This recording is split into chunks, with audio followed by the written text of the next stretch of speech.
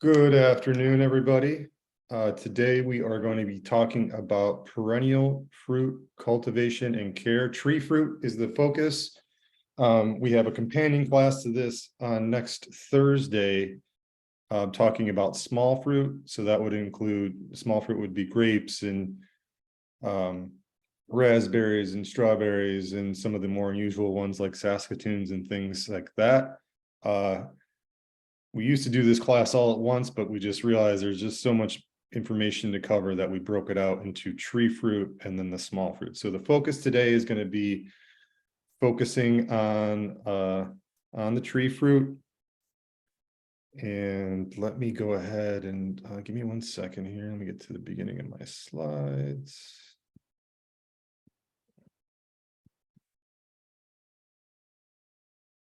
And we're going to do a screen share.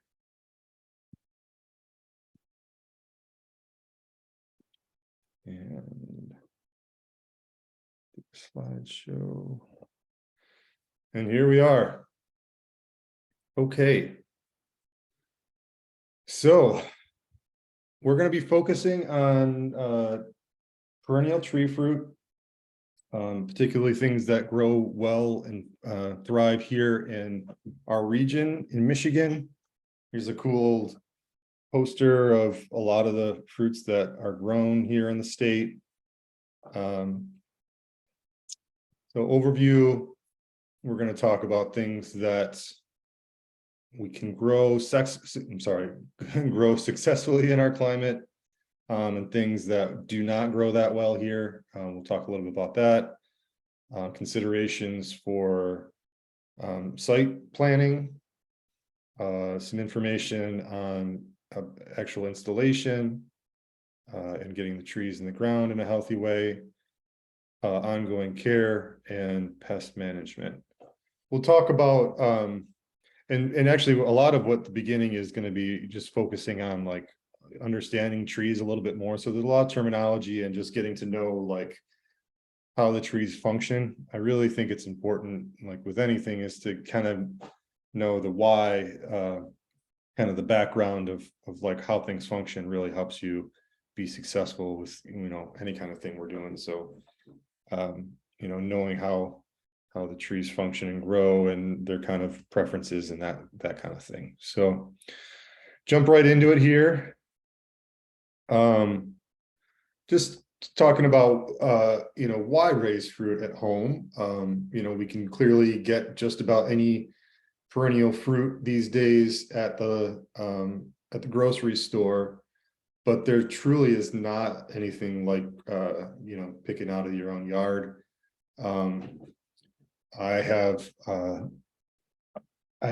some pawpaw trees in my yard that are super fun.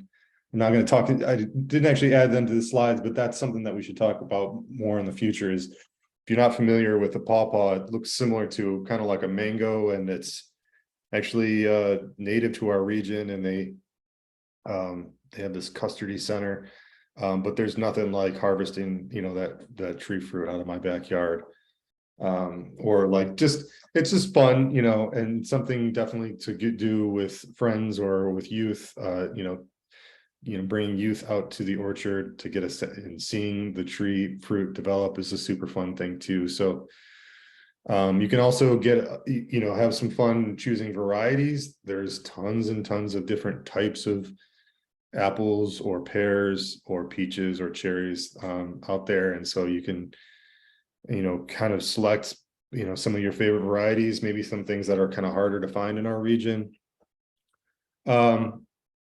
Growing tree fruit is not easy. There definitely requires amount of kind of ongoing care, including pruning and managing for pests. But a lot of, it's just some seasonal tasks and thinking about fertility. We're going to be, once you get the tree planted and when it's established, it's kind of an annual pruning and then doing some kind of general maintenance. It's not a ton of work, but it is some work to get trees to be fruitful. I'm just going to kind of categorize, generally speaking, Smaller fruit are going to be more compact. So if you have a small area in your, in your garden, only have a small area to work with, then they're going to be much easier. So like if you're doing any kind of berries or grapes or Saskatoons, things like that, they're going to take up a smaller footprint in the garden. And generally speaking, if you plant a raspberry, for example, you're going to be getting fruit by the second year, whereas things like tree fruit may take 3 to 5 years to come into fruit. So it's definitely something it's a management thing. And then just generally tree fruit is managing for pests is a little bit tricky. We'll talk a little bit more about that in detail later. But it's just something that's just a general consideration.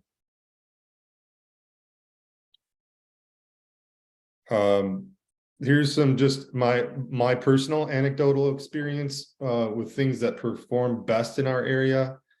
So small fruits, raspberries, strawberries, blackberries, grapes, and then some of the bigger things, pawpaws, peaches and cherries do really well. Currants, gooseberries, and Saskatoons. So those things they're, tend to fruit consistently once they come into fruit. So once those peaches and cherries after 3 or 4 years come into fruit, they tend to be pretty, pretty successful year after year. Things like apples and pears take a little bit more TLC. Definitely not need to stay on top of like the fertility management and just pay attention to what's going on with the tree. If it looks like it hasn't really grown in a few years, you may have to kind of evaluate what's going on with the soil to adjust for better productivity. Things that are tricky are plums and apricots in particular. Even the best growers in Michigan, I was talking to an extension agent just a couple of years ago about who he works with and what they're growing, and he said even his best growers are only getting plums every 3 to 5 years, because we're going to talk about this a little bit more, but one factor is they tend to bloom early in the season. So if there is an early bloom and we get one of our late season frosts, then you lose a crop that year.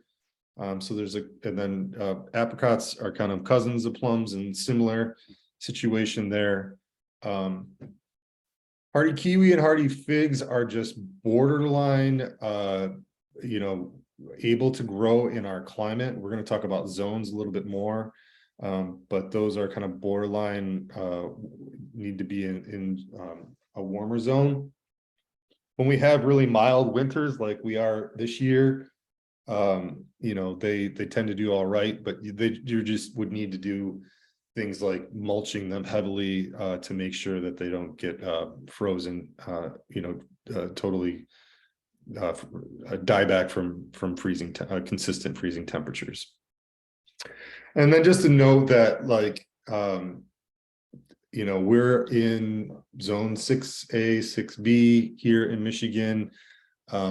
So we get, I think it's pretty clear, everybody, we get some pretty consistent freezing temperatures, or we have some below 0 days, at least, a dozen times in a season. And anything like citrus or other tropical type fruits do not do well here. There's people experimenting with growing things like that inside, inside protective structures. If you're really passionate about it, you can maybe make it happen, or if you are growing in a pot.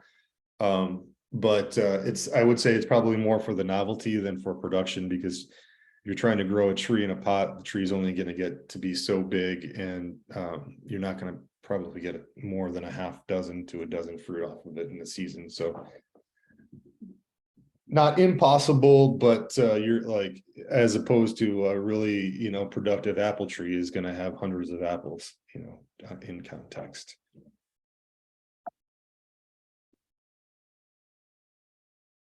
Okay, so Just to reflect a little bit, when we are shopping for new varieties or just getting a sense of, like, if you're looking at the catalogs, always look at the zone. If you're looking at something, fun and unique, you're the goji berries or some specific type of tree. 1 second here. You should really pay attention to the zone. So our growing zone, as I mentioned, is approximately 6A, 6B here in the Detroit area. So that means like our consistent low temperatures don't really dip below 10, 10 below freezing, or 10 below zero, I mean. So that's just one thing to note. The other kind of factors that we should be aware of when we're looking at tree, different types of trees, and if they're going to be, thrive in our season, if they're, if they need, it's kind of similar to days to harvest. The tree fruit need consistent frost-free days. So, in here in the Detroit area, we're looking at somewhere in the neighborhood of 164 frost-free days, whereas like up north, Traverse City area, it's like more like 150. So, so if you're looking at this chart here as an example, we wouldn't be, if you were in Traverse City, you wouldn't be able to grow Red Delicious or Golden Delicious because there's just not enough frost-free days for those to get the fruit to fully develop before the freezing temperatures come to be. So, if you were that's just another factor. A lot of times the fruit suppliers and manufacturers will help you, or like the nurseries will help you identify what works best for your region. And when we're doing, our perennial fruit tree sale, we're definitely selecting for things that are going to do well in our region. But this is just to give you a general sense of what those fruit trees need in terms of days without frost. Hey, there's a question about blueberries in the chat. Yes. Blueberries, did I say it on that chart? So I actually should have included it on here. So blueberries are very unique in that they require acidic soils.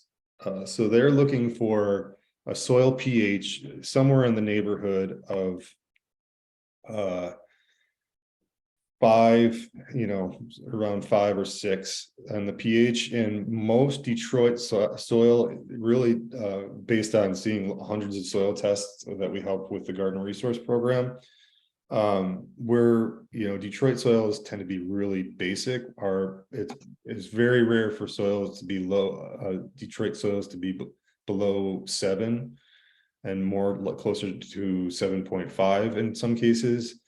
So blueberries really will not thrive here in our region of Michigan. You'll see blueberry growers just west of us outside of Ann Arbor, where there's lots of sandy or muck soils, they call them, old lake beds.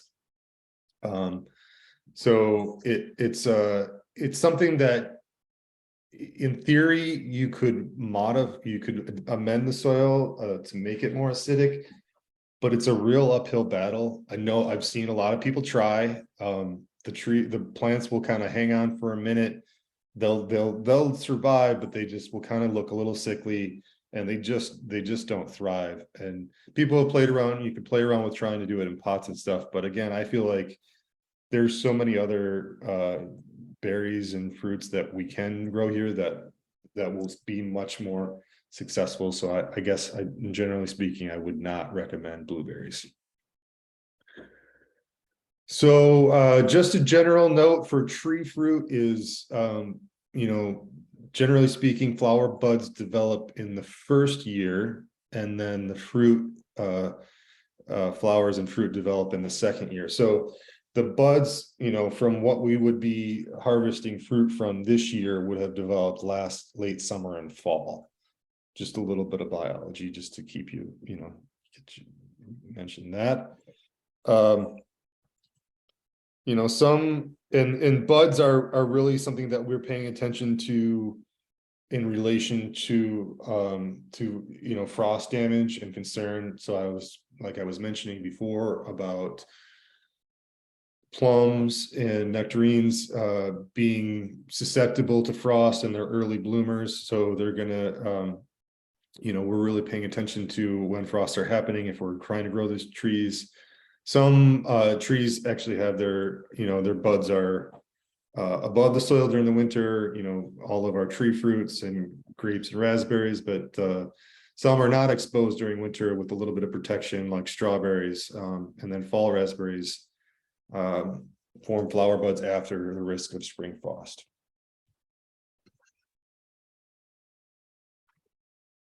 Here's just a general, another kind of just general ID on, how intense, if we ever have, those 100-year, really, really cold days, we may see some serious damage on our trees if the temperatures dip below the numbers outlined on this chart here. So, I mean, generally speaking, it's probably, especially with, what we're dealing with currently with climate change, and a lot warmer temperatures, and examples of what we're seeing this year of in Michigan in general, ice cover being way below it has been in many years, and we probably won't see these kinds of numbers of really cold days in the near future, but just another thing to kind of identify in terms of hardiness. And then this is kind of related to those to bloom time and the dates of trees blooming, and that factor of when anticipating any kind of damage from frost. So the apricots and plums and nectarines tend to be on the early side of that spectrum. So again, as I had mentioned, we are at risk of losing fruit if those blooms get frost. They start to open up and they get hit by frost. And then the things down the chart here, the pears, apples, strawberries, etc., tend to bloom a lot later. So they generally speaking, in our region, are less at risk. How we doing? Any questions?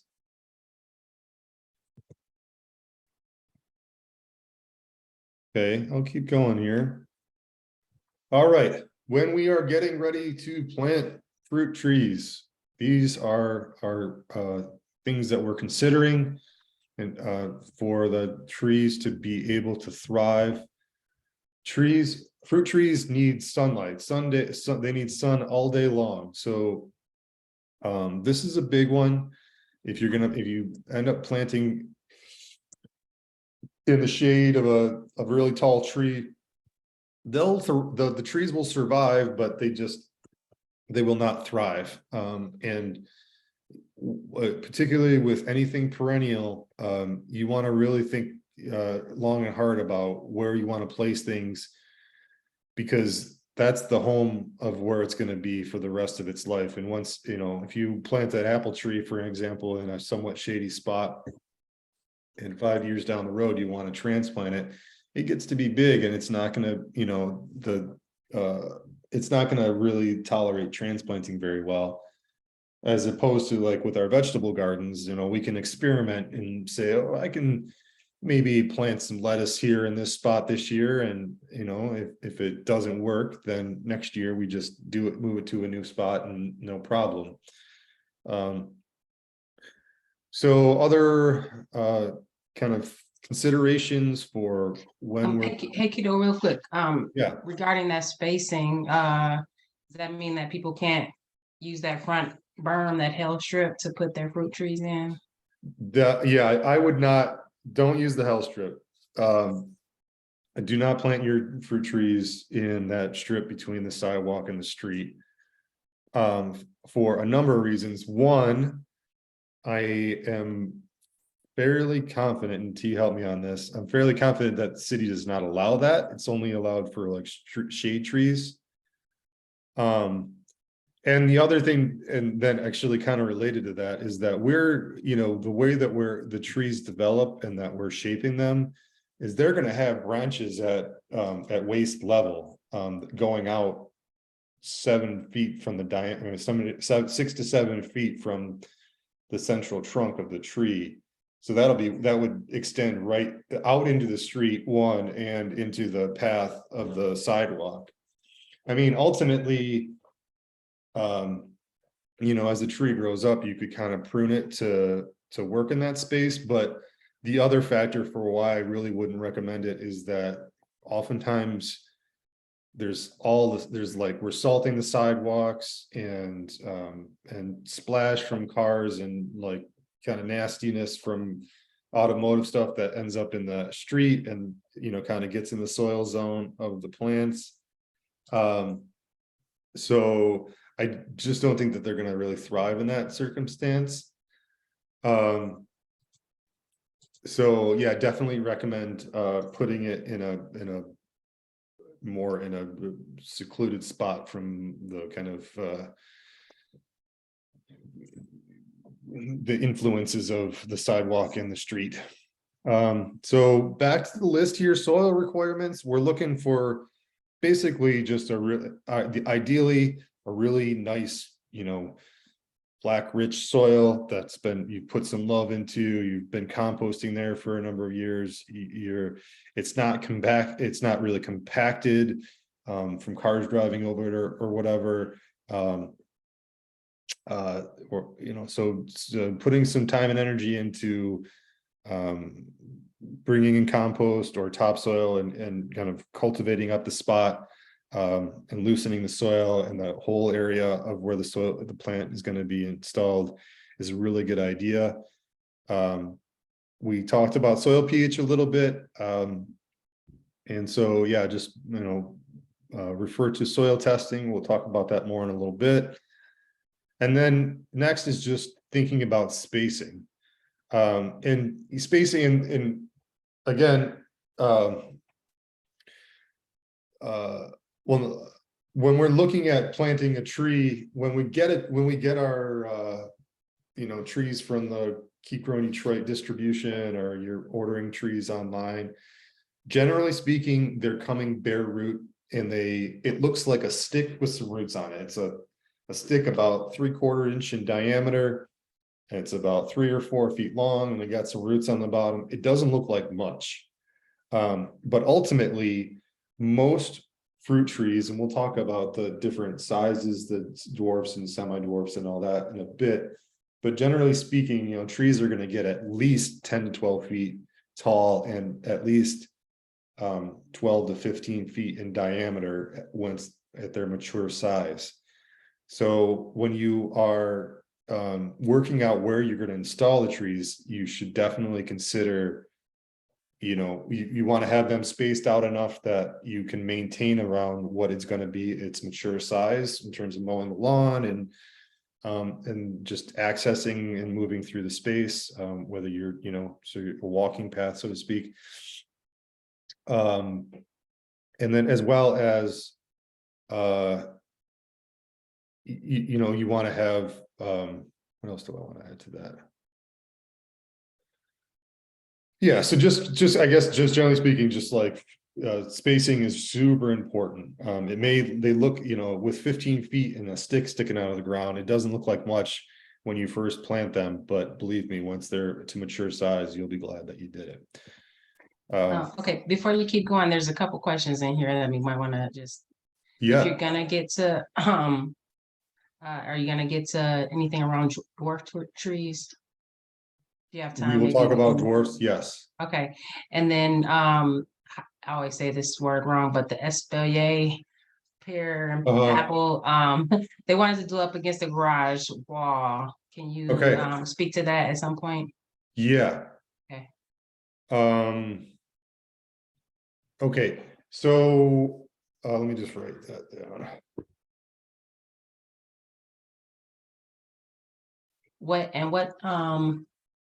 Alexandra was asking, what maturity do you recommend for purchase? What size? So when we're I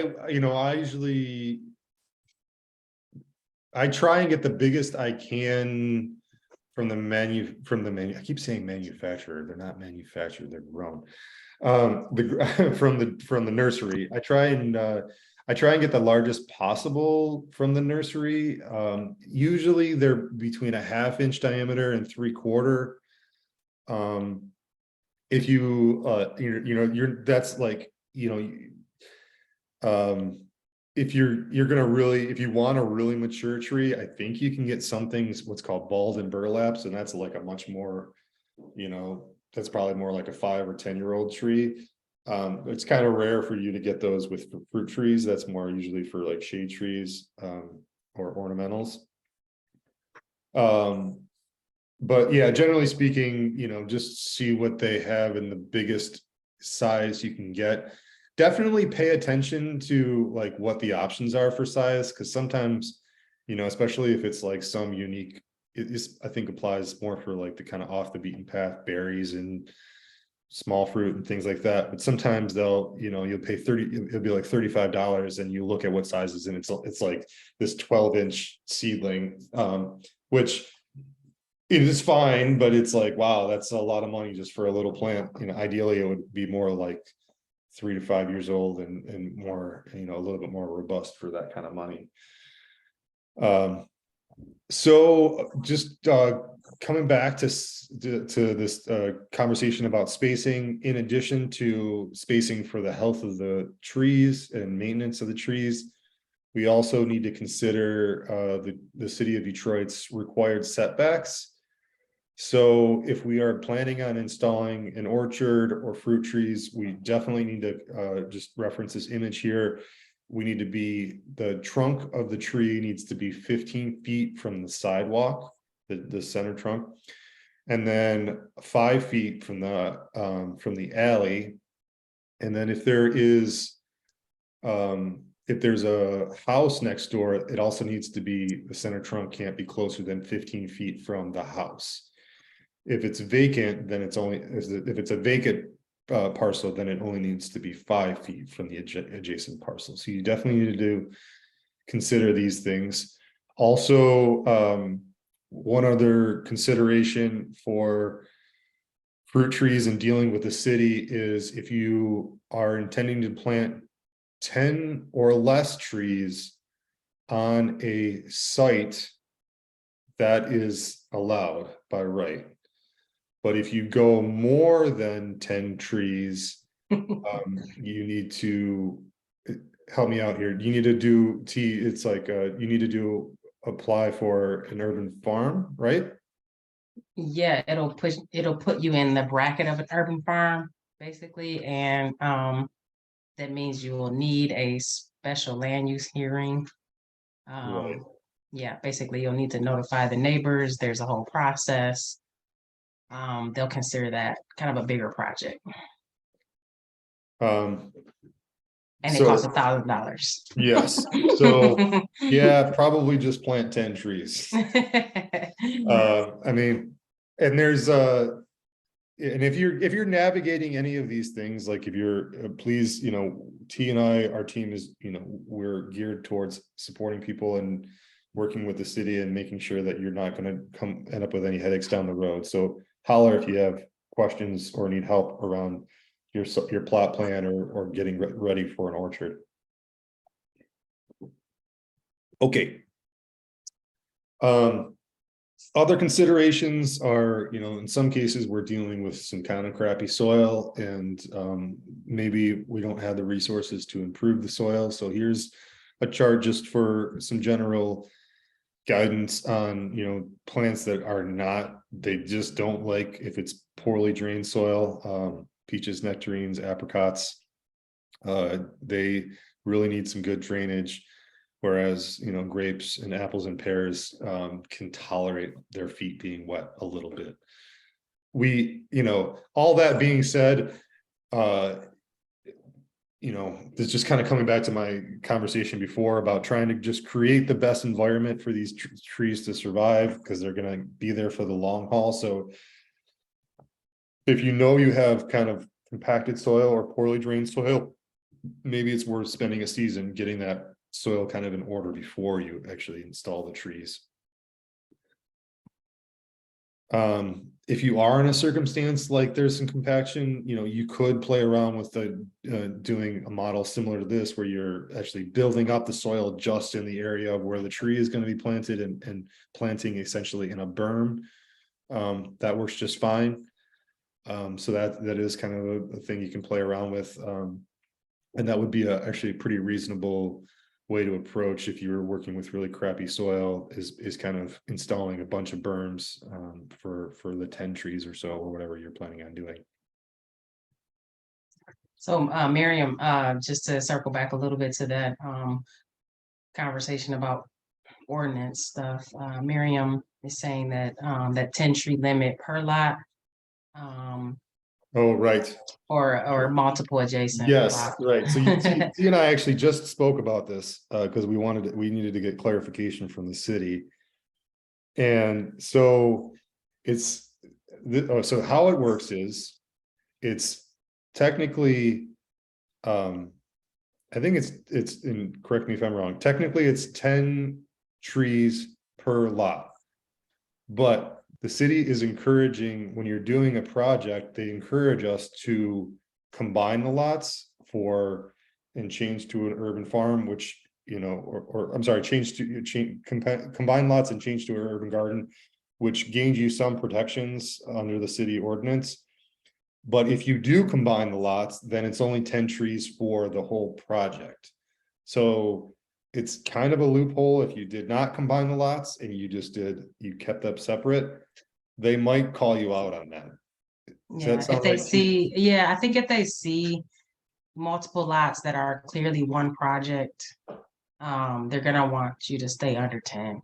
And just some rationale behind that is that once you get the rationale is that once you get more trees, you'll need to introduce some kind of pesticide method. So the special land use hearing, you might want to introduce some kind of pesticide management and pest management. And the idea when the ordinance was created was that neighbors should be notified of larger projects where pesticide might be used. So they, in that special land use hearing, they would ask you your pesticide plan and how you plan to maintain them. So once you get to more and more trees, they don't want somebody to plop down a big orchard in the middle of of a residential area and basically not inform the neighbors of their practices. That also deals with like wastewater runoff into the sewer system. So there's a little bit more to play. It does sound kind of like just a random number that they're picking, but that was kind of the rationale when the ordinance was written. Mm-hmm. Thank you. Okay, so when you're doing shopping, we've been talking a lot of factors related to like choice points and things to consider when we're shopping for fruit trees. But generally speaking, here are a few other considerations, or just, I guess, somewhat of a review of some of the things we've covered so far. So, read the descriptions. In some cases, like, look at we'll talk about vendors a little bit later, but like if you're buying it from a vendor in Michigan, then your odds are pretty good that they're looking out for things that thrive in our region. But if you're buying it, from a website, then sometimes they're just trying to sell plants, and they're not really thinking about what your site, what your region is. So you need to make sure that you're checking that it's at least a zone 6A or B. If it's 5 or 4, even better. So you're looking for, in our region, it's like 6 or lower will grow just fine here. Above 6, 7 and above are more for warmer climates and less risk of below below 0 temperatures. We talked about frost-free days a bit before, but if there's more if there's information on that, just you can refer to the roughly 168 days that we have frost-free here in Detroit. If you're looking at stuff, you can definitely, if you're not sure and you want, you're shopping and you need some advice, feel free to reach out to us. We can definitely will share our experiences with the things, or we've definitely talked with a lot of people in the garden resource program who've tried stuff out over time. Other considerations would be just trying to think about productivity in the garden, and it's fun to choose varieties that are harvested in the early season and the late. So for example, some of the this is kind of more applies to a lot of the berries, but like something like honeyberries are really early, or June berries are really early season fruiting, and then grapes are in the fall. So it's like, if you want, try and think about how, when is the harvest window for that particular fruit.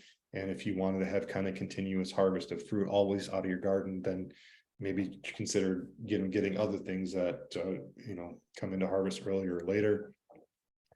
And as always, when we're looking at stuff, if look at any information about disease resistance in fruit trees. A lot of that disease resistance is kind of dictated by the rootstock, and so we'll talk a little bit more about rootstocks in a minute.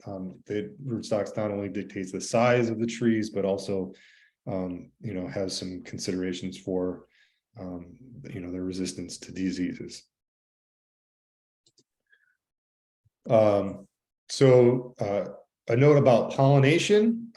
So some fruit types may require a pollinizing partner. So some things are self-fruitful. So pollen from another variety is not needed. So for example, peaches are self-fruitful.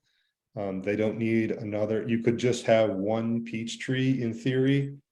And then some trees are self-unfruitful, so they require pollination. They require a pollinator to help them out and visit their flowers, the flowers of one type of tree, and then cross over to another tree. So the example given here is a bee goes and visits that golden delicious flower and wags its bum around and walks through the flower, and the pollen gets connected to its legs, and then it goes over to the red delicious flower and transfers some of that pollen, and that is what helps us have a fertilized fruit, and that which leads to the ultimately to our red delicious apple in hand. So generally speaking, self-fruitful plants examples are peaches, nectarines, apricots, tart cherries. So those are all the stone fruits. Grapes, raspberries, strawberries, blueberries, and some sweet cherries, not all sweet cherries. And then self-unfruitful trees are apples, pears, most sweet cherries, plums, and a lot of nut crops. And just a note that when these things are fruiting, just I guess generally speaking, we're trying to encourage an environment for those pollinators to be hanging out in our garden. So having a pollinator garden, things flowering at different times, different types of perennials, is a benefit to any kind of orchard setup. Yeah. So, and then in terms of pollination partners, it's got to be the same genetic compatibility, apples to apples. But in the case of apples specifically, crab apples are a cousin to apples, and they actually function really well as a pollinizer. And then the other kind of factor is they're compatible in terms of the bloom time. And you're like, well, I don't know when they bloom. Fortunately, I'll come to this one. Fortunately, the nurseries worked that out for us, and they put together charts like this one that can tell you what kind of pollination partner compatibility that you have. So if we're looking at this chart, I'm going to go, let's say I'm going to go to Liberty, and any box that Liberty across is going down the side, and then any box that's gray on the top, along the top, is a good pollination partner for that Liberty. So in this case, Gravenstein and Mutsu and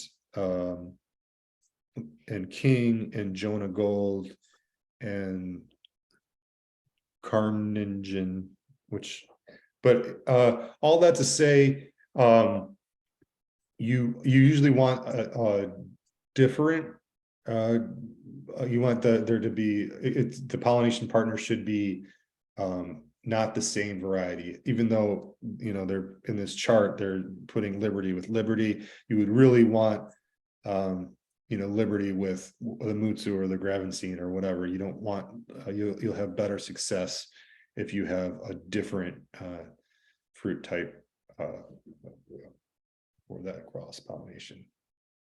Okay, question. So if you've got two sweet cherries and a pear in one lot, will those take care of each other? Sweet cherries are self-fertile. So they're taking care of themselves. That pear is going to need a pollination partner. Gotcha. And Crystal wants to know how to get those pawpaw seeds you were talking about. And do they need to be fresh, not dry, to germinate? For pawpaw seeds, I believe they need a scarification. They need a little treatment to get them to germinate. I would say check out Alpha Nurseries. You can get seedlings for them for pretty inexpensive. They're a Michigan company, and they have pawpaw seedlings. They're not any of the cultivated varieties. You can also check out Peterson's pawpaws. So to learn about some of the cultivated varieties, that guy's done a lot of research on them out of Ohio. So check that out. But Alpha Nurseries would be like, if a very inexpensive way to get some trees started. They're little, when you get them, they're only like 12 or 18 inches, but and they take about 7 to 8 years to come into fruit, but they're really cool when you do. There's another chart just referencing some of the, like kind of categorizing bloom times. So like, it's another way of kind of that's, I think, part of how these pollination pair charts are put together is looking that the Empires and the Gravensteins and the Liberties are early bloomers. So we talked about the Gravenstein and the Liberty as being a pair when I was giving the example, and they're pair partially because they bloom at the same time. How close do they need to be in order to be helpful to pollination? Right. I don't know how far you can go. I would say you need to be within 30 feet. And it just really depends on how active your pollinators are in your at your garden.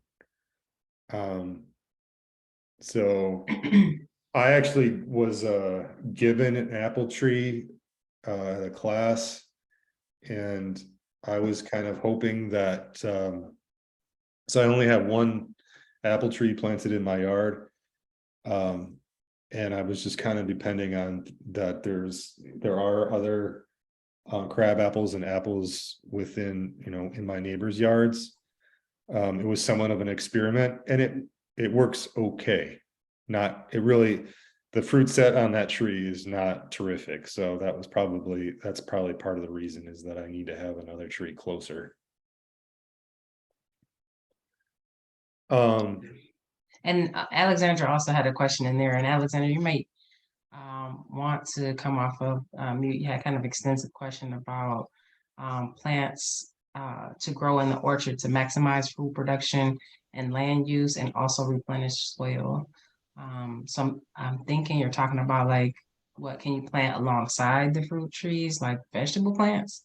Yeah, so like we want to do kind of a garden, obviously a garden, so some ground cover, things like this to maximize, what we can grow kind of in a cycle and to keep the soil healthy.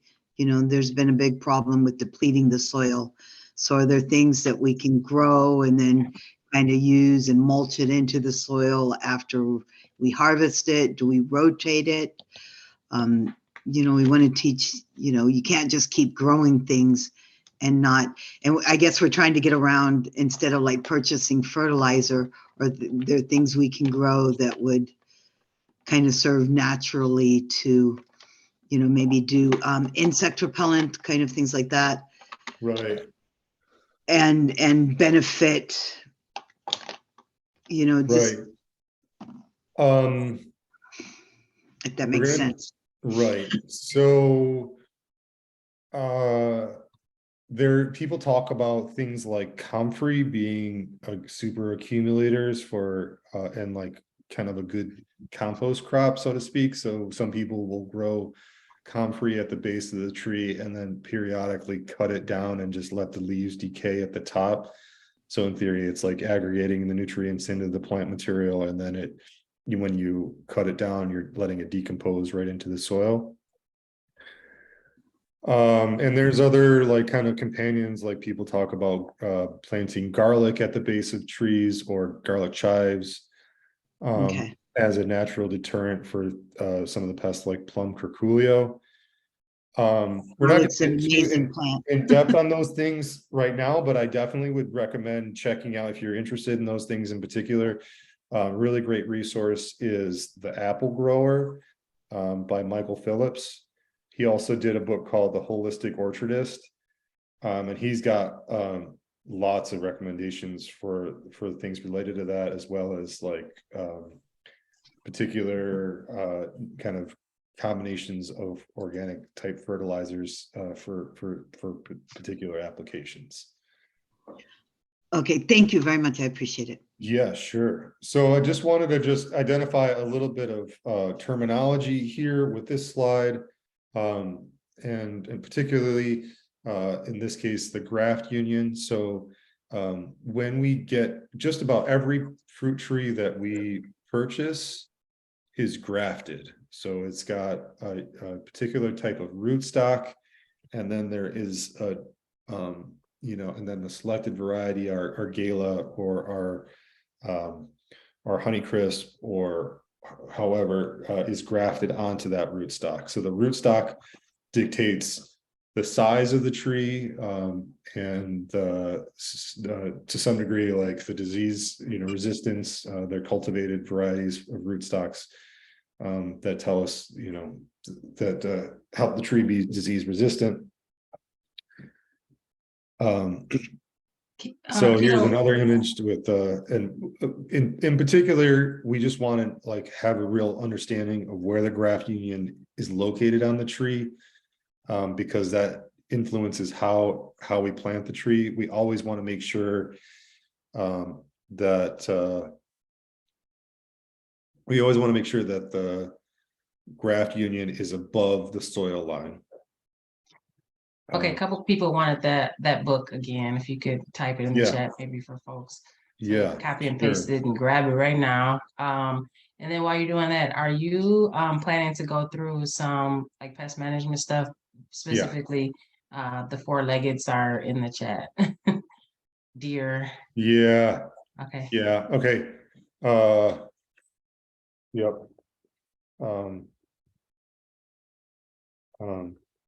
Mammal. Yep.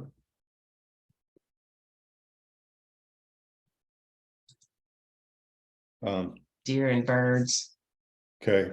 Is in the chat specifically, but I'm sure people have questions. Yep. I figured that might be just part of another slide, but yeah. Yeah, so there's just, again, this image is just to kind of illustrate that graft union concept, and that we're going to be planting with that graft union above the soil line. And that really, if we, you know, just, we're trying to avoid, if that graft union is below the soil line, then in theory, that graft, the tree genetics of the root stock can start to branch, you know, throw up branches, and, you know, and give off. And it's not going to really, you know, if we had that gala apple as an example, it's not going to grow the gala apple. It's just going to be whatever that rootstock was. It's probably going to be less desirable. Just another image of that, just to give, you know, a sense of that. So here's the scion is above where the graft happened. And then the graft union is where that kind of bulges. And then the rootstock is below. So here we'll talk about size. So this is where we can answer that dwarf related question. So as mentioned, rootstock dictates the size of the tree. So when we are looking at choosing trees, that's one consideration, is what mature size we want the tree to be ultimately, and which would probably influence people to tend to want to get dwarf trees, because it's, you know, often we're dealing with small spaces and we want something more manageable. But generally speaking, I do not recommend dwarf trees. Dwarf stocks tend to be less disease resistant, and just kind of and they also require semi-permanent staking, so they don't have the kind of they don't have the root system as a kind of in-depth root system to really hold the tree up for its entire life. So they're just going to take a little more TLC. When we get plants for the Keeper Detroit's perennial fruit sale, we tend to get either semi-dwarf or semi-standard trees. You know, in any of these cases, you can, even if you got a standard 100%, you know, tree that tended like lean towards getting, you know, upwards of 20 or 30 feet tall at mature height, you can prune those trees to keep them smaller. They'll just be they'll just be prolific with sending up new branching every year, which is just a little bit more work when you're pruning. But so somewhere in between. We're with the rootstocks that we've been selecting. We're just looking at, you know, avoiding things that are tolerant of poor soils, just in case we want, as you know, things that, because in a lot of cases the soils that we're dealing with here in the city are not great. But we as new orchardists are going to consider that, and we're going to modify that soil and make it really beautiful before we plant these trees, of course. But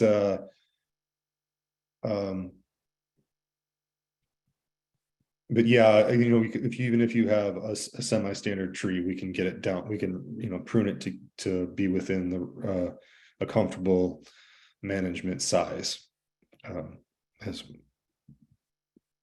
it goes. Here's just a few examples of the rootstocks and their mature heights.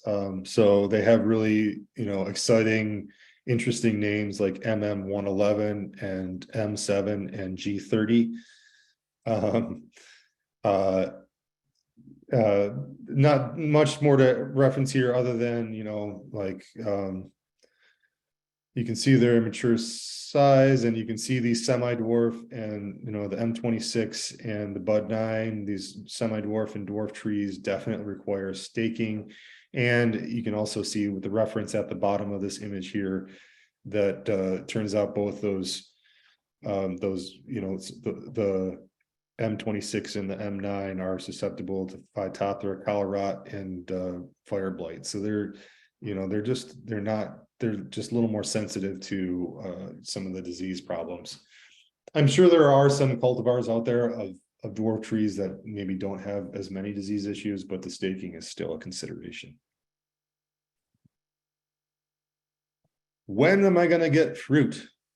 This is another chart to really pay attention to, that fruit trees are going to take at least 2 or 3 years to come into fruit. This chart is referencing, so peaches and plums take 2 to 4 years before they start to bear. And then they'll be in the kind of full production by 5 years.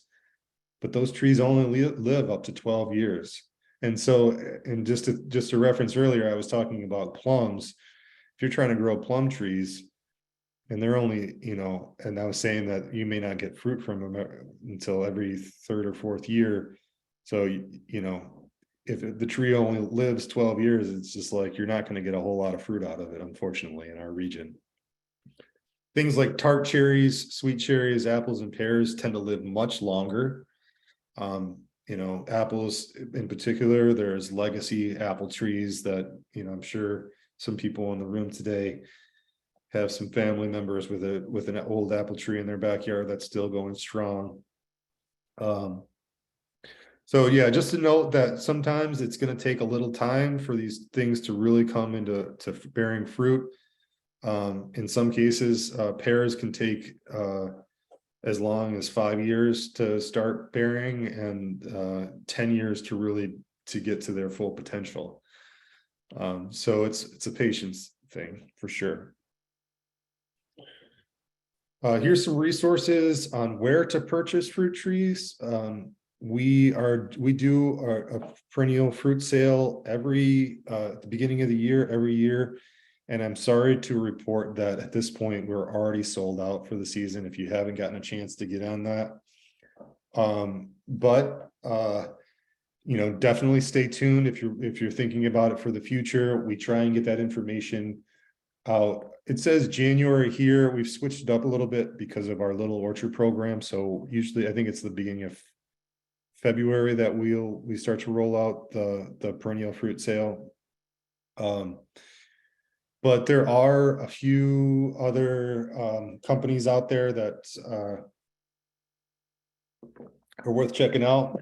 Here in Michigan, Grandpa's Orchards, a really great source. We get some of our trees from them. South Meadow Fruit Gardens is another one. Regionally, across the country, there's a few resources here. Fedco Trees is really great. Cummins is another one. I definitely would not recommend purchasing fruit trees from any of the big box stores like Home Depot or Lowe's. It's just questionable. It's like they're not in the business of fruit plants.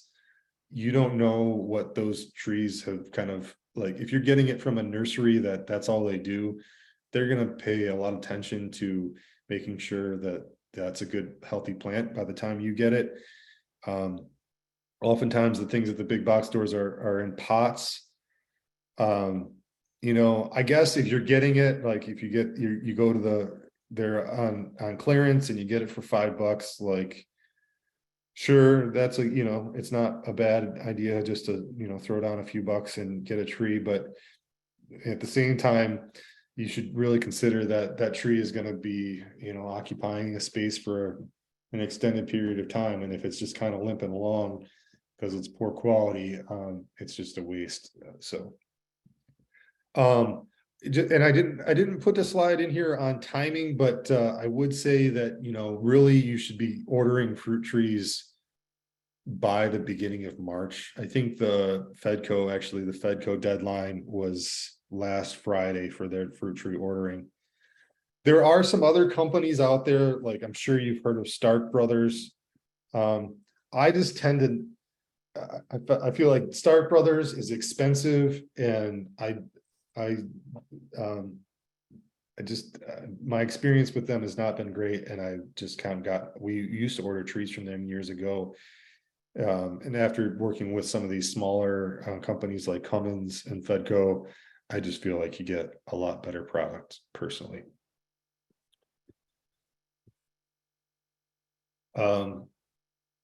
When to plant fruit trees is what we're going to be talking about next. Timing is usually the spring. You can do the fall as well. Typically, how it works though with most nurseries is that you'll either, you'll order them late winter by February or so, and then they'll ship them in April for a spring planting. So basically they're shipping them, kind of ideally right after the ground is thawing a bit and the snow is cleared and the soil is workable, but it's still pretty cool outside. You definitely do not want to plant trees in the heat of the summer. And the nurseries, they only ship in the spring, or in some cases they'll ship in the fall. Usually that stuff is the stuff that's in pots. But typically, we're getting the trees that we're getting look very similar to this one. They're bare root.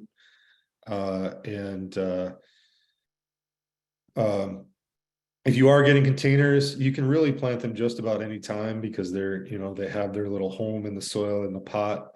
But again, spring or fall is going to put less stress on those plants they need to spend their first couple years just getting established and spreading out their roots and starting to photosynthesize and get themselves set up before they really start to grow and ultimately put out fruit. Okay, here's a short list of tips for when you're planting a fruit tree. For best results, you want to plant on cool, cloudy days. If you get plants in the in-between time, say you mail order them or you purchase them through the Keep Growing Detroit store, they're going to come to you bare root, and you're going to want to keep them. Usually when you get them from us, we wrap the roots in moist paper towel, and then we put them or moist shredded paper and this kind of root gel stuff to keep the humidity high around the roots. And then we put them in a garbage bag, and you want to keep that. Ideally, you really want to get that planted as soon as possible, within a day or two from when you pick them up from us or when you get them from the store. But if you just can't get to them in that time, you just really want to pay attention to keeping those roots moist. You can kind of put them in a bucket of water, but you want to change the water probably on a daily basis if you're doing that. You can also do this thing called healing them in. So like digging a shallow spot in your garden, just like digging a little shallow hole big enough for the roots of the plant, and just you can lay it on its side, or and then just covering the roots with soil. So it's kind of like a fake planting or a temporary planting of the tree, covering it with that nice moist soil. But you're going to keep those roots in a bucket of water until you get your hole dug and you're ready to go. Typically, you're trying to dig a hole that's about twice as wide and deep as the root system, or somewhere in the neighborhood of 2 to 3 feet wide. You're going to loosen up the soil at the bottom of the hole, mix in some compost with the topsoil, place the tree in the hole, making sure that the graft is above the line. And we'll use this as an image, how that's where those fingers is kind of, he's holding where the graft is at in this image. And then, have somebody help you fill in the soil around while you're holding the tree in place.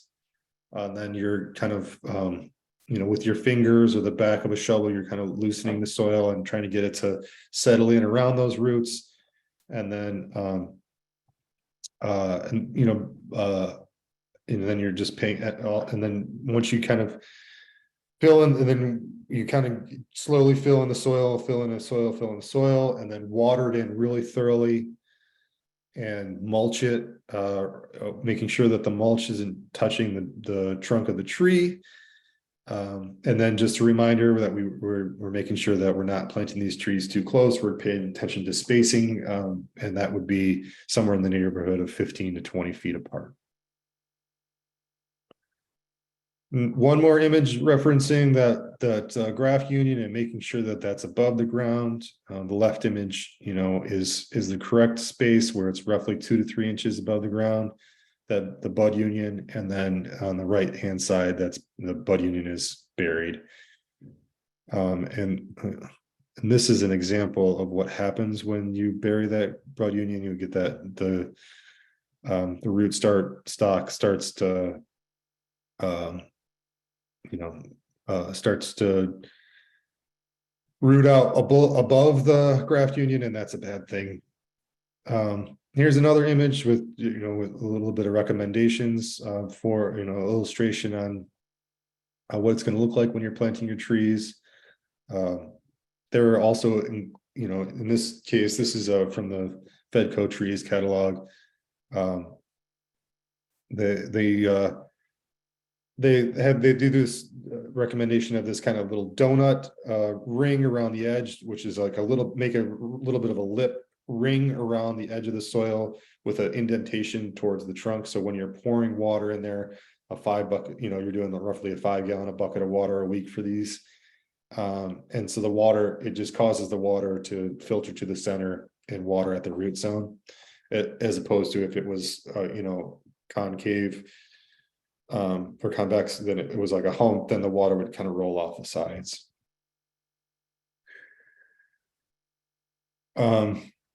Okay, talking a little about fertility. All fruit trees are heavy feeders. They're hungry.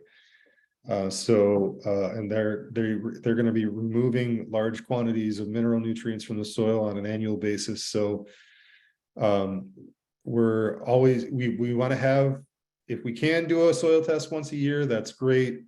Always a general recommendation is to amend with compost. So put down some compost each year. The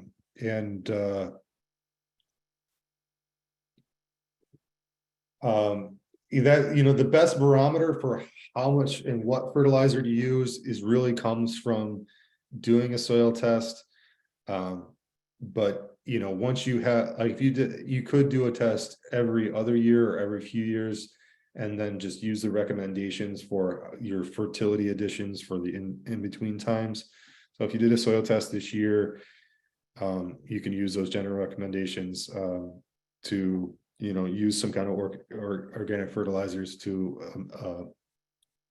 address the phosphorus, potassium, calcium, magnesium needs. Again, adding compost, a sprinkling of compost every year is great. Also, the decomposing wood chips around the tree is a really beneficial to trees. So in particular, there's some research out there that tree branch mulch, like they call it ramial wood chips, which is like the younger growth, the decaying younger growth branches, tends to be particularly beneficial. And it's related to the decomposition and the fungal activity that it stimulates, and in a good way, a positive fungal decomposition, which kind of contributes to, and I would liken it to, like, if you think about a tree in its natural setting is going to be like the forest floor. So it's going to be leaves and decomposing brown matter kind of happening ongoing. And that's really what those trees are craving. There's some good resources in the Backyard Orchardist and the Backyard Berry book for some specific fertilizer recommendations. Those are by an author named Stella Otto. And then again, I mentioned before, Michael Phillips. I did not put that in the chat. Did we get that in the chat, the Michael Phillips book? No. Okay, I can do it in a minute. Yes, it's in there. Okay. Yeah, thank you I thought you put it in there. Yeah. Thanks for doing that, whoever did that. The apple grower, again, the apple grower and the holistic orchardist are good resources. Let's see. Here's an example of a soil test and what it might look like. So let's see. In this case, the phosphorus and the calcium and the magnesium, the phosphorus and the calcium and the magnesium are in optimum range, but the potassium's a little low. And then, and the other ones, let's see, the other ones that we wanted to pay attention to was magnesium. And in this case, the magnesium value was 92 and the optimal range is 50 to 120. So in this case, we know that overall we're looking pretty good with this soil test and the soil has got kind of our general pretty good numbers, and that we might want to adjust in for the potassium specifically. So you would use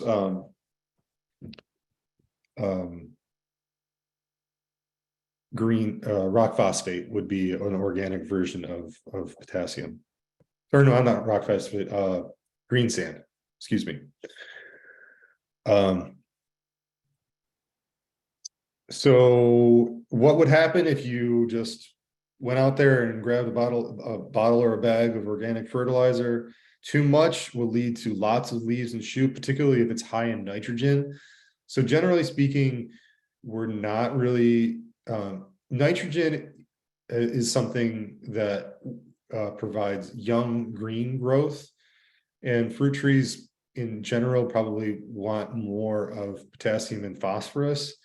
If you have too high of a nitrogen fertilizer or just too high of a fertilizer in general, you may, get a lot of, it just may stimulate a lot of growth that kicks out quick and is weak and may be prone to causing broken branches later. And then this is, I would say, probably in most cases, folks are more dealing with too little fertilizer or too little fertility. So if you've had a tree for a long, several years and it still isn't getting much bigger, it just looks like pretty similar to what it did when you got the tree.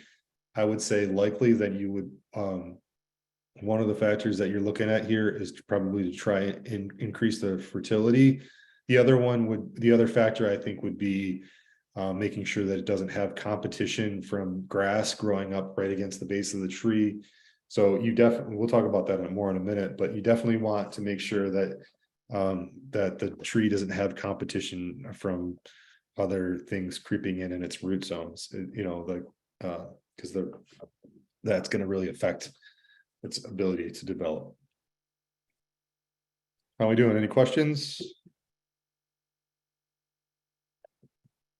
Are you yes, sorry, I was on mute talking to you. Are you using leaves as mulch?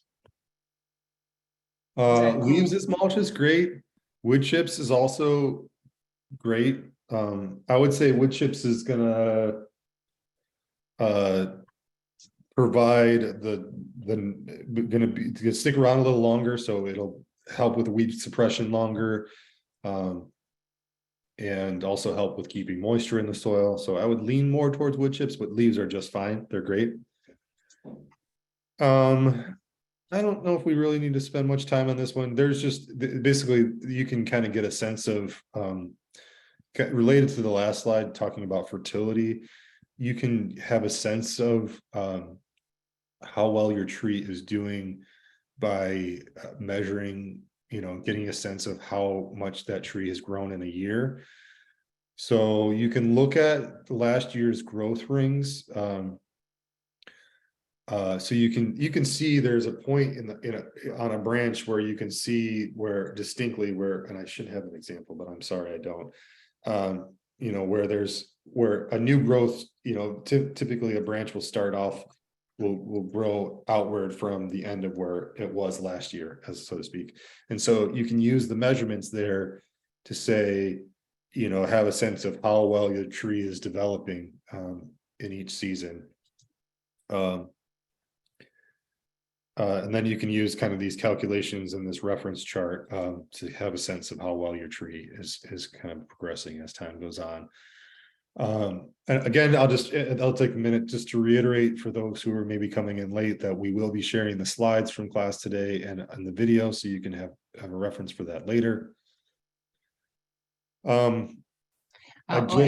Quick question about soil testing was in there. And is there a soil test kit that you would recommend, or? Yeah, so soil testing, we Keep Growing Detroit will do one free soil test a year for a garden. We're currently using Dairyland Labs. We have a chart on our, we have a one pager on our website that talks through the process in detail. In short, it's basically taking a random sample of the growing area taking a shovel and going around and digging up about a dozen samples of no bigger than a 30 by 30 area, and then mixing those up and bring those into us to ship off to the Dairyland Lab. I don't know if there's not really any home kits that are going to really get you to the information that you're looking for in this circumstance. MSU unfortunately is no longer doing soil testing, and soil tests in general, we've been struggling to find a place that has reasonable rates. We are currently paying around $50 a sample. So all that to say, yeah, that's a little bit more information. So yeah, if you want more detail on how to do a soil test, you can just check out, go to our website resources under education, I believe. Here's a slide just to make sure that, just to kind of reiterate the concept that you need to prune. You do need to do some pruning of your trees every year. There's kind of some things to do early on in shaping the tree, and then as it progresses. We went into this in depth a few weeks ago at our pruning class, so you can check out the video for that on our YouTube channel. Okay, so now let's talk a little bit about weed control. Definitely do not let weeds and or grass grow into within the drip line of the tree. So you can see in this image what I mean by drip line. So it's basically, the concept is the tippy edge of where the branches will reach. As I'm using my arms to illustrate the tips of my fingers. My arms are my branches. The concept is that the extent of the tip of the branch is a somewhat equivalent root zone in the base of the tree. So what's out extended, there's also roots out extended, and so we're trying to avoid any kind of competition with the roots within the drip line. So we're making sure we're doing a pretty good job at mulching below that tree. And we are eliminating any weeds as best as possible. So it's a combination. The mulch helps keep the weeds in check, but you definitely have to remove weeds from time to time. We talked a little bit earlier about, some companion planting, things like comfrey. Those tend to be relatively shallow rooted. I don't think that you would be worried about competition from them, but if you're doing that and you see that the tree doesn't seem to be developing as discussed, then maybe it's time to, maybe that wasn't a good fit, and maybe you shouldn't have that there. A simple way to do it is just don't plant anything in the base of the tree, and it won't be a concern. All right. Okay. So wait, I did mention, so before I go on here, I just coming back to that pruning for a second, and there was a question about espalier or espalier. Basically the concept of a pruning method for being up against the building. Park sign? Yes. Hang on, we got someone off of mute. I found it. Okay. Okay, so a espalier, I think it's called espalier or espalier, I guess. In any case, it's the idea of training a tree sideways to be up against a building. So I have personal experience with that because I espaliered all the trees. I have 5 trees along my fence line, and I've been training them using this method, and it works fine. It is, so I would say the downside to it is that if you think about it, you are eliminating more than 50% of the fruiting potential of the tree, because you're growing it in a single plane. It doesn't have the branches to go out in the front or the branches to go out in the back. So you're really limiting the potential fruit that that tree can produce.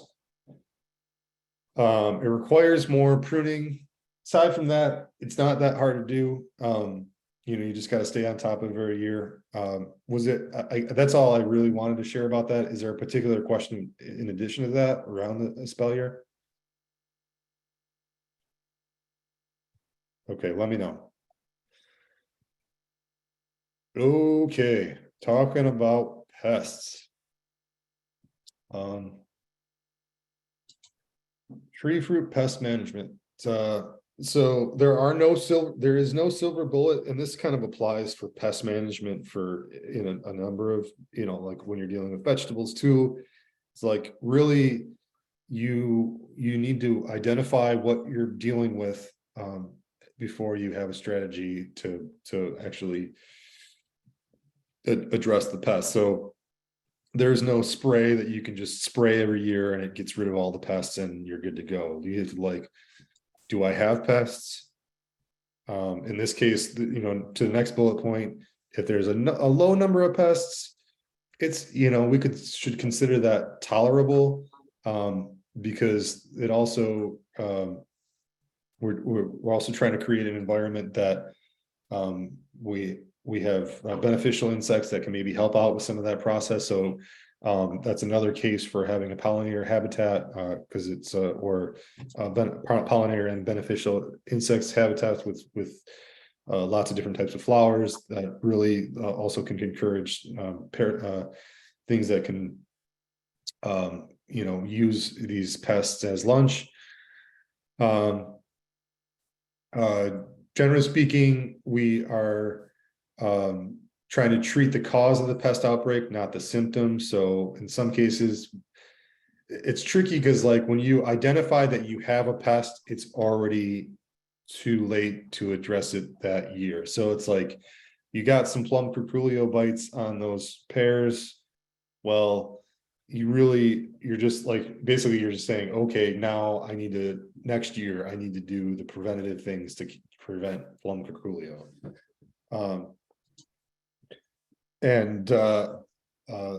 So it's not easy. Tree fruit pest management is tricky. In some cases, you have to be paying attention to degree days, and you need to know the life cycle of the pest that you're dealing with and when to put on a certain spray to address that.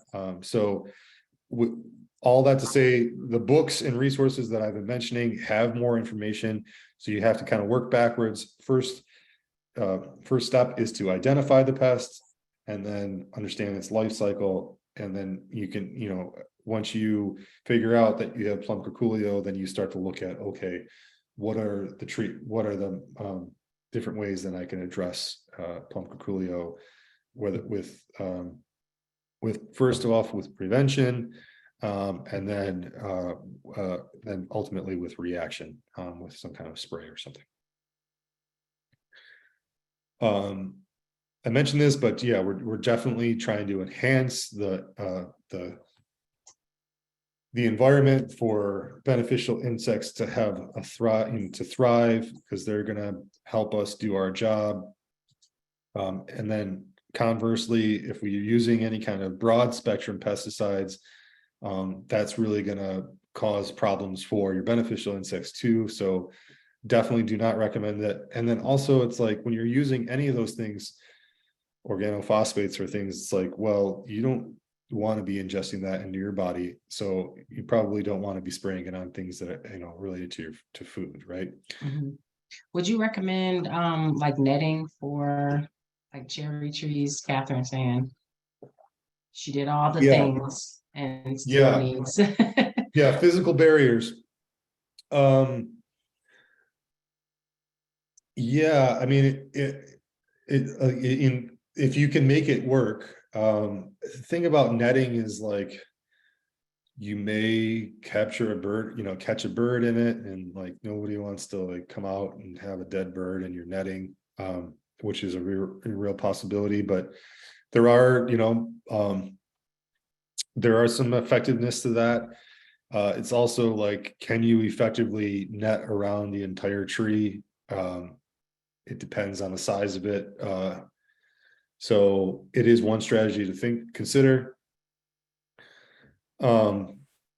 I also want to emphasize, just in terms of generally speaking, and it should have been the first statement that I said when we started to talk about pest management, is always when you're dealing with plant material, whether that be perennials or annuals like vegetables, a healthy plant is always going to defend itself much better than a weak plant. So the first line of defense always is to make sure that you are addressing all the needs, that they're getting adequate sunlight, that there's adequate fertility, that you're getting enough water, you're watering on a regular basis. Because a stressed out plant is going to be more prone to disease and pest problems. It's kind of like, if you can kind of liken it to when we are eating unhealthy and we're just super busy and stressed out, we are more prone to getting sick.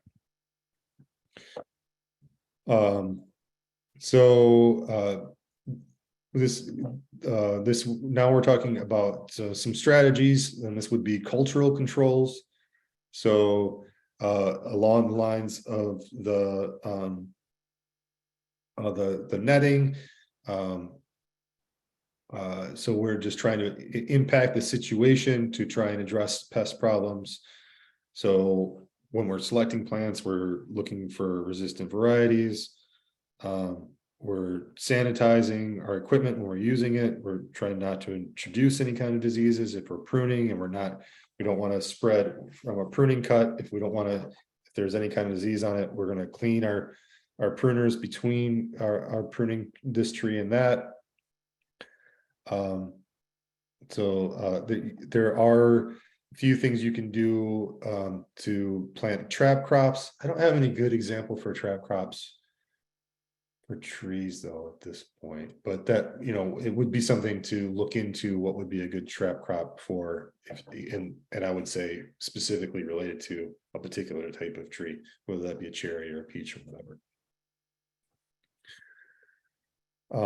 Mechanical controls would be in some cases, and this is generally speaking, if it's a pest, like I had a tree that had a bunch of scale on it one year, and it was really gross, and the tree was like covered, and we just went through and with a spray, and just blasted them off, blasted and knocked them off, and it did really help knock back the population, and the tree kind of made itself out of there.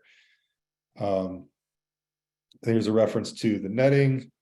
Kaolin clay is a organic spray. It's basically it covers we cover the tree with the kaolin clay and the fruit, and that acts as like a mask or a camouflage from some of the pests.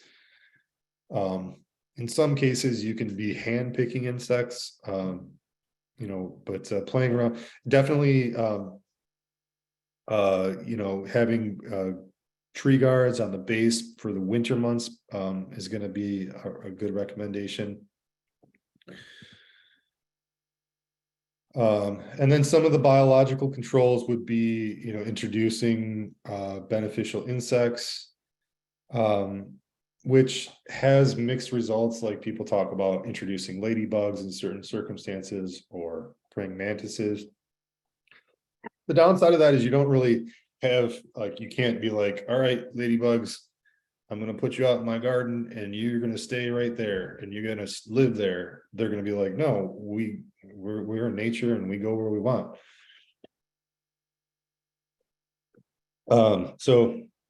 If I guess part of that would be creating an inviting environment for them. So doing some research on how to keep them sticking around. I've heard people having mixed results. with playing around with that. I've already talked a little bit about kind of getting to know the pests and and their life cycle. So it's definitely you know, you have to, it's like know thy enemy. You have to kind of get to know what their habit is, what damage they're causing, what their life cycle is, and then, you know, you can start to learn what what things may deter them. And there's some pretty good, I think, I didn't include it in here, but there's a couple different IDs, fruit. I think there's a guide called Michigan Fruit Tree Pests. I gotta make a note to make a picture of, but it's a little flip book of common pests. So that would be good to get your hands on just for ID. There's lots of really good resources these days.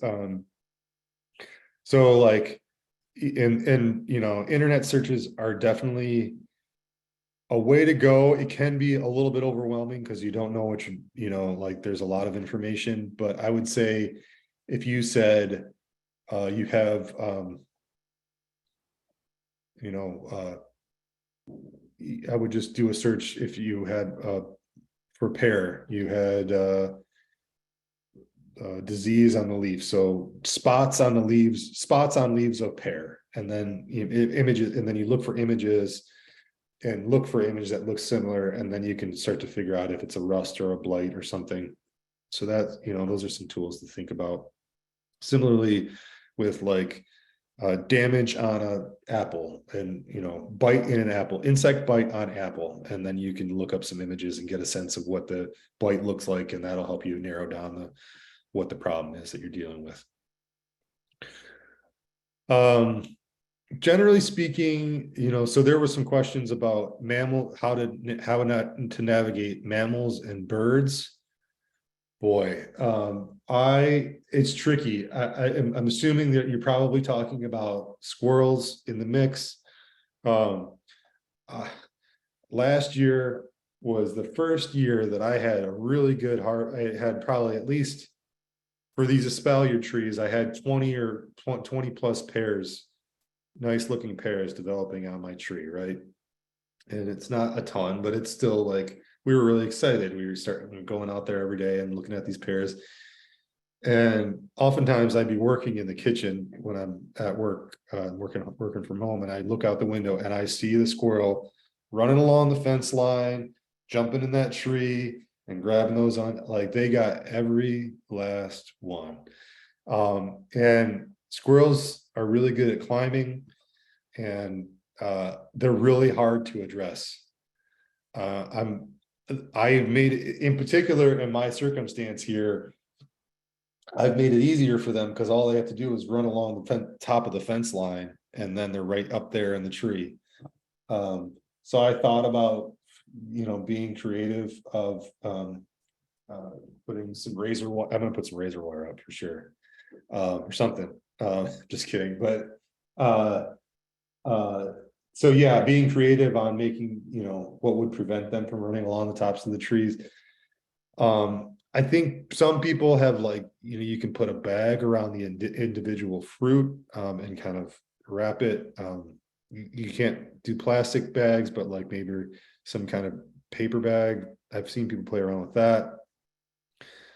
If you have a dog, dogs are great for you know, deterring squirrels, but aside from that, squirrels are like really hard to address.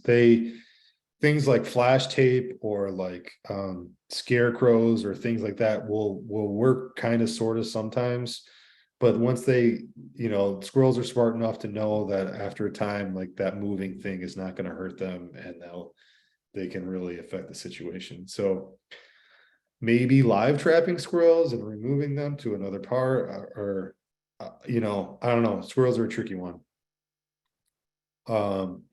And then birds, somewhat similar. Birds are probably going to be going more for berries, and you could do some, especially for some of the shorter things, you could do some kind of netting. But it's just tricky. So not great answers. I guess the other way to think about it is, if you have the space, is to just plant more. So if, you know, in my case, I only have 2 pear trees, and I would probably, if I had 6 pear trees, then I would be more prone to have, you know, there'd be a lot more potential harvest. And the squirrels can have a few, and I get mine, and everybody's happy.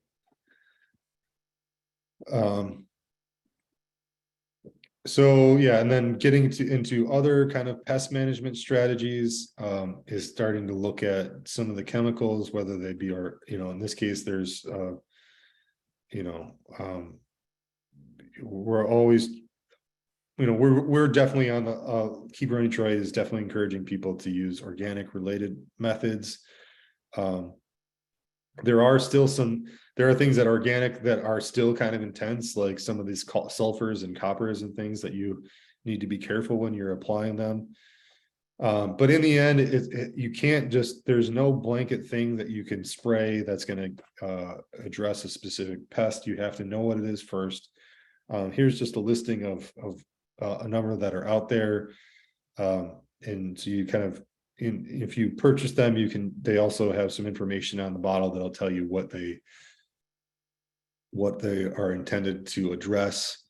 But this will be a good frame of reference once you get towards needing to look into that for your own pest management strategies. How are we doing? Any questions?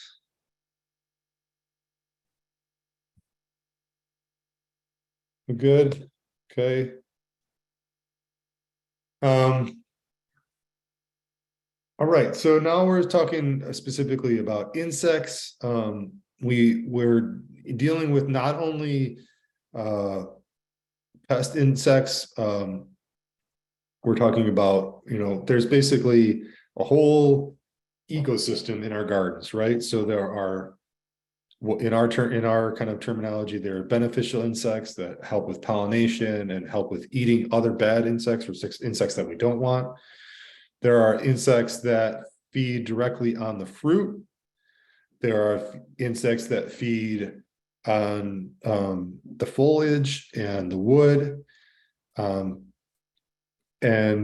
we're just trying to, you know, this is just part of our process for identifying them and in this kind of integrated pest management strategy.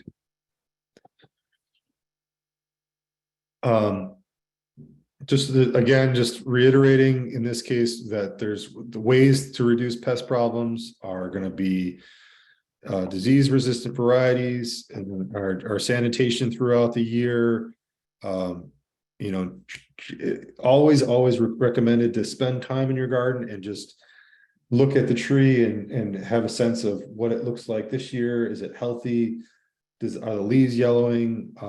Is there anything that looks out of whack? And then kind of deducing from there, this plant is stressed, it's dealing with a problem. Is it pest related? Is it disease related? And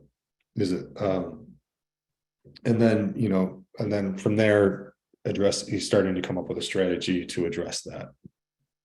Oh yeah, here's those guides I was talking about right here.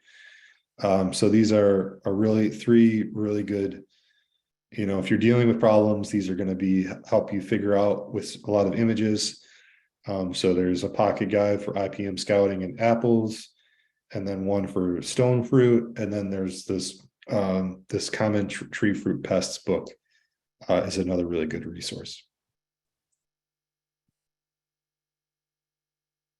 Here's some examples of some beneficial insects. Ladybugs are one of them.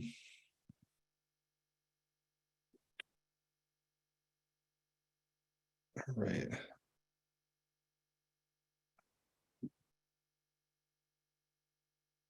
So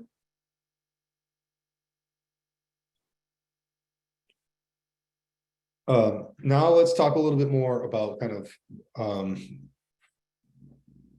our strategy or our kind of plans for when we're trying to figure out what pest problems we're dealing with. So if we know that we have pest problems, there's a number of ways to like help us narrow down what we're dealing with. We can use sticky traps, or we're looking for those particular signs. And then we're, I'm doing a lot of this, these slides are starting to be a little bit repetitive, excuse me, but we're just looking, working backwards from those damages and then taking that to the next level. All right. I'm gonna here's a few specific sprays that are related to particular pest problems. So neem oil for scale, aphids and mites, copper sprays for apple scab. So, and I guess I just want to show, and this is where I was saying earlier, it can be a little bit tricky, and you got to know timing and both fruit development and the pest life cycle development to really have a strategy for how and when to use a particular type of spray. So in the case of scale for aphids or mites, it's like when they're in the dormant egg stage is when the neem oil will work. Or if you have apple scab, the tree needs to be in green tip, so it's before bud break. Then you're applying the copper spray. And so yeah, it's like it's in depth. Right. I'm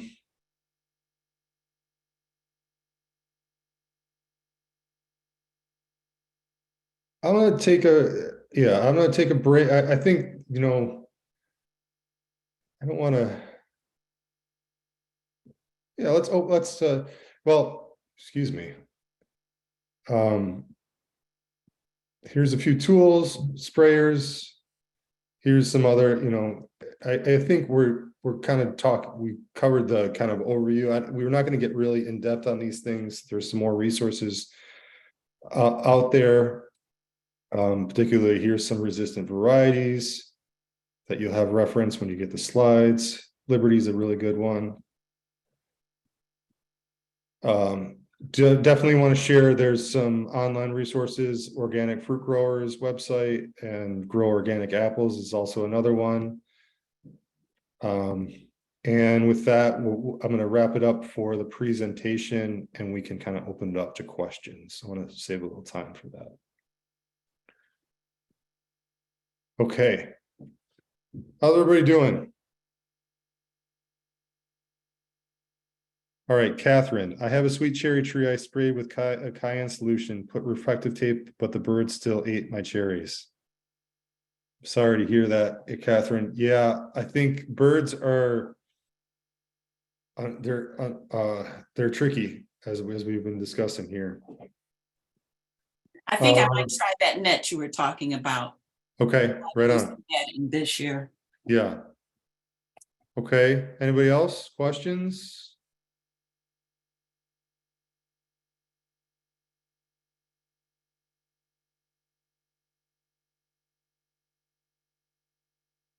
Okay.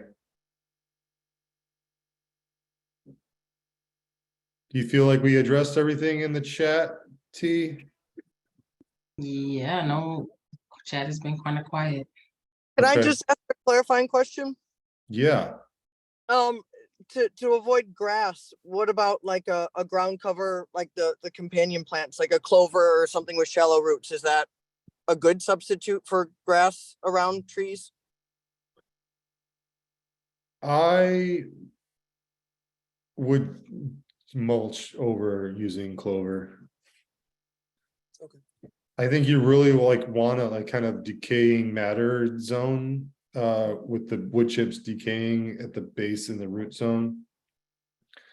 I think,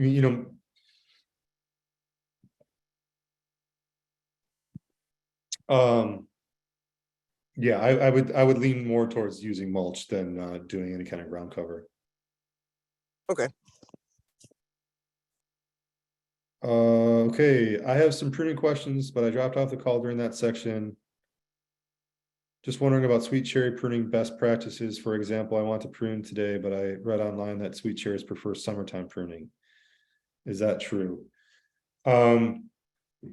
So I would recommend checking out the video of the pruning class that we did a few weeks ago. Kind of that talks in depth. But just to summarize that cherry trees tend to like an open vase style pruning method, which I don't have a slide of here. I think the general recommendation is that you're doing kind of maintenance pruning during this time of the year. So you're removing dead, diseased, and dying branches. You're removing suckers and water sprouts, and then you're just generally kind of managing the shape of the tree. If the tree is really, it depends on, and so if in the first 5 years of the tree's life, you're just kind of helping it get to its ultimate shape of multi 3 to 5 main branches coming up and branches coming off of that for the vase style. And then after that, you're kind of maintaining and trying to address crossing, after post 5 years, you're kind of trying to address crossing branches and letting light into the center of the tree. So if you want, I can also check out the video. If you want, I can also share the slides from that class, which might help you with a little bit more visuals. Feel free to email me for that. And then I guess for summer pruning is basically is more to, if the tree has got a ton of branches and you don't want to, like pears, for instance, are really prolific and they throw up a whole lot of branches every year, and you're trying to thin the tree out, you might do a secondary pruning for a tree like that in the summertime, because spring pruning at this time of year is actually going to stimulate more growth. Okay. All right. Well, how's it going? Anybody else have any questions? Do you remove the mulch from last year? No, keep the mulch, add more. Just make sure that it's not up to the base of the trunk. But yeah, mulching. And my experience is that, mulching once a year, like it tends to decay in the span of a year. A lot of it will break down pretty well. Okay. Well, if we don't have any more questions, I think we'll wrap it up for the day. Sounds good. Okay. All right, y'all. So again, I will share out the slides and the video after the fact. And I'm going to go ahead and stop the recording.